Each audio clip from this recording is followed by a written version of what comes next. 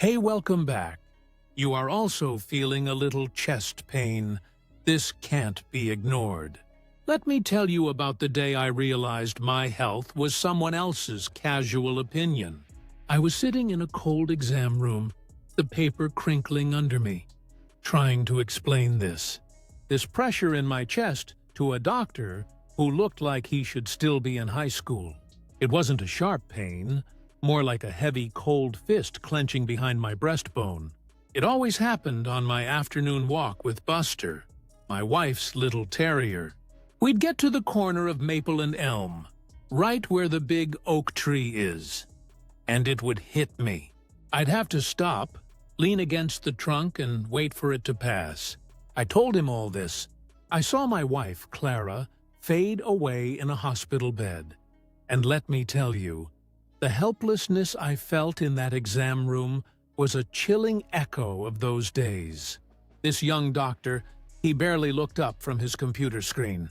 He clicked his tongue, scribbled on a pad, and said the words that make my blood run cold even now. Mr. Jenkins, at your age, some discomfort is to be expected.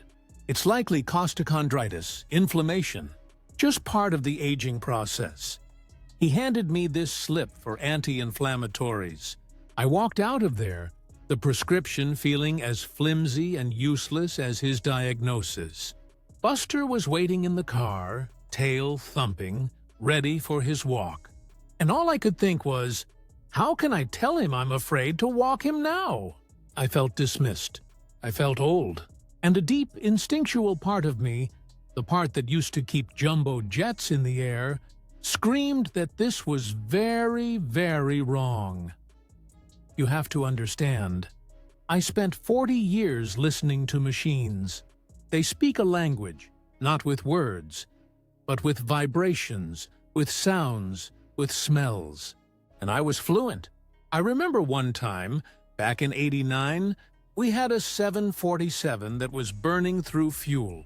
The diagnostics all came back clean, but when they fired up that number 3 engine, I heard it. A faint, high-pitched whine right before the thrust stabilized. Everyone else called it a harmonic. I called it a failing compressor, ready to let go at 35,000 feet. I stuck to my guns, and when they opened her up, there it was. A hairline fracture no scanner could see. I saved that plane. I'm not telling you this to brag.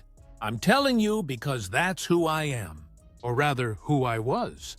This pain in my chest? It's that same high-pitched whine. It's my body's critical distress signal. But when I tried to explain it to that doctor, he wasn't listening for the subtlety. He was just reading the basic diagnostic manual. He didn't hear the compressor about to fail. He just heard an old engine making noise. And that's a terrifying thing, let me tell you. When the expert tells you to ignore the one sound that you know, deep in your bones, means catastrophe is coming. That warning whine started to dictate my whole life. The things I loved began to slip away.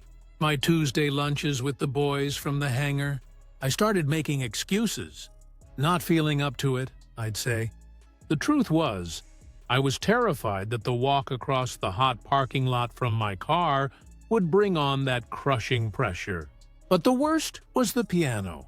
Right after Clara passed, my granddaughter Lily begged me to learn a duet with her. Für Elise, she said. It was our project. But I'd sit on that bench, my hands poised over the keys, and just as I'd find the rhythm, that fist would clench in my chest. My breath would catch, my fingers would fumble, and the melody would shatter into this jarring, discordant mess. Lily would look at me with those big, worried eyes and say, "It's okay, Grandpa. We can try again next time." But I could see it. I could see her losing faith in me.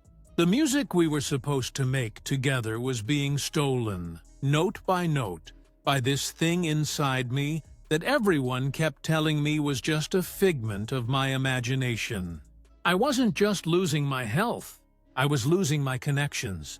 I was becoming a ghost in my own life, fading out like a song on a broken radio. The breaking point was Lily's 10th birthday party. The house was full of laughter and that terrible pop music kids love. And then her favorite song came on. She ran over to me, her face lit up with pure joy, and she grabbed my hands. "Come on, Grandpa. We have to dance, you promised." And I had. It was our silly, sacred tradition. So I stood up. I took her small hands in mine and we started to sway. For about 10 seconds, it was perfect. And then it hit. Not a whisper, but a roar. A vice of pain locked around my chest so tight I saw spots. My knees buckled. I didn't fall, but I stumbled, gasping, crashing down into the nearest chair. The music was still playing. Lily was just standing there, her smile gone, replaced by a look of pure, uncomprehending fear. "It's okay, Grandpa," she whispered, her little voice trembling. But it wasn't okay. Lying in bed that night, the echo of that song in my ears, I knew. I had reached the end of my rope. I couldn't be the grandfather she needed. I couldn't keep my promises, and that shame, that failure, was a pain 1,000 times worse than anything in my chest. It was the pain of a broken engine and a broken promise. My daughter Sarah, she's got her mother's eyes, and she doesn't miss a thing. She saw what happened at the party. A few days later, she showed up at my door with a folder. No, hello, no, how are you? She just looked at me and said, "We're going to see Dr. Evans." She'd printed out studies, patient reviews, everything. This new cardiologist was supposed to be different. A diagnostic detective, she called him. I grumbled. I told her it was a waste of time and money. "I already got my answer," I said. "It's just old age." "But Sarah," she put her hand on mine, and her voice got quiet. "Dad," she said, "Mom always said you could hear an engine cry before it broke. I need you to do that for yourself now. For me, for Lily." And what could I say to that? Her plea, it wasn't a suggestion. It was a lifeline. So I went, and walking into Dr. Evans's office, I felt a flicker of something I hadn't felt in a long time. Not hope, not yet, but the simple, profound feeling of being heard before I'd even said a word. The test was a CT angiogram. They put me in this white humming tunnel and told me to lie perfectly still. As the machine clicked and whirred around me, all I could think about was that 747 compressor. This was the ultimate diagnostic, the deep scan I'd been begging for. But instead of relief, all I felt was a cold dread. What if they found nothing? What if I really was just a crumbling old man, inventing pain for attention? The next 48 hours were the longest of my life. I'd wander into my workshop, pick up a wrench, and just put it down again. My tools felt like artifacts from another man's life. The steady tick-tock of the old clock on the wall was a countdown. Every beat was another second closer to an answer I was terrified to hear. Would it be a death sentence? Or would it be the confirmation that I was going crazy? I was trapped in that horrible limbo. And the pressure in my chest wasn't just physical anymore. It was the weight of my entire future, pressing down, waiting to crush me. Sitting in Dr. Evans's office, I felt like a condemned man waiting for the verdict. He came in, didn't mince words. He put my scan up on the light board and pointed. "Right there, Harold," he said. "That's your left anterior descending artery. It's over 90% blocked." He called it the Widowmaker. Said it was a ticking time bomb, that a massive heart attack wasn't just likely, it was imminent. I felt the room tilt. A cold sweat broke out on my forehead. The Widowmaker. The name itself was a horror story, but beneath the sheer terror Another feeling surged through me, hot and fierce. Vindication. It wasn't in my head. I wasn't a hysterical old man. That high-pitched whine I'd been hearing? It was the sound of a catastrophic system failure, just like I knew it was. The truth was more shocking than I'd ever imagined. I hadn't been dying of old age. I'd been standing on the edge of a cliff, and that young doctor had told me I was just feeling a light breeze. That was 6 months ago. A simple stent procedure, and that widowmaker? It's been defused. The pressure, that cold fist in my chest is gone. But the real victory isn't just on a scan. The real victory is being able to walk Buster all the way to the park without a single pause. It's having lunch with the boys and laughing without a shadow of fear. But the sweetest victory is this. He gestures towards the piano. Lily is right here beside me, our 4 hands on the keys, finally playing Für Elise all the way through. The melody isn't perfect, but it's clear, and it's strong, and it's ours. So I'm telling you this. Your body, it speaks to you. Listen to it. Don't you ever, ever let someone dismiss its whispers. Advocate for yourself. Fight for answers. Because on the other side of that fight is a second chance. For me, it was a second chance to finish a song, to keep a promise, and to dance at my granddaughter's next birthday.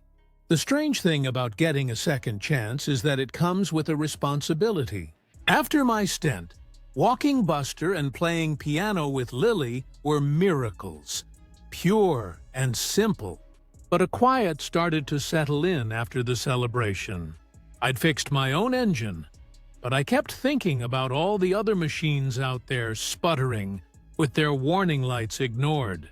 So, I started coming here, to the hospital's cardiac support group. At first, I just listened. But then I heard a man, a truck driver named Joe, telling a story that was my own. The dismissed pain, the "it's just stress" diagnosis. I saw the terror in his eyes, and I knew I had to speak up. I didn't talk about ejection fractions or angioplasty. I looked at him and said, "Joe, it sounds like your rig's transmission is making a noise nobody wants to hear." His eyes locked onto mine. I became a translator, taking their fear and their symptoms and framing it in a language they understood. Last week, Joe came back. He grabbed my hand, his eyes wet, and told me he got his angiogram. They found a 70% blockage. "You saved my life, Hal," he said. "But that's not it. I didn't save him. I just gave him the tools to hear his own engine, and the courage to demand that the mechanics listen. That's a different kind of healing. So, this is a new adventure. Lily, get my good side now." He chuckles, looking at the phone. My daughter and this brilliant young lady here decided my translating shouldn't stop at the hospital walls. So, we're starting something we're calling Listen to Your Engine. It's not a medical channel. I'm no doctor. It's a workshop, a place to learn how to be the chief mechanic of your own body.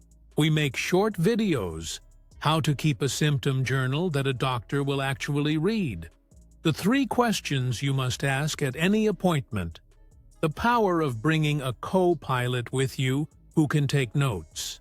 It's about turning fear into focused action, seeing Lily behind that camera, so engaged, turning her worry for her grandpa into a force for good. That's the real legacy. It's not about the stent anymore. It's about starting a conversation. So if you're watching this, remember what I learned the hard way. Your body isn't a mystery. It's a precision instrument. Learn its language. Advocate for it with everything you've got. Don't just get a second opinion. Become the expert on you. Because this is a tune-up that can save your life.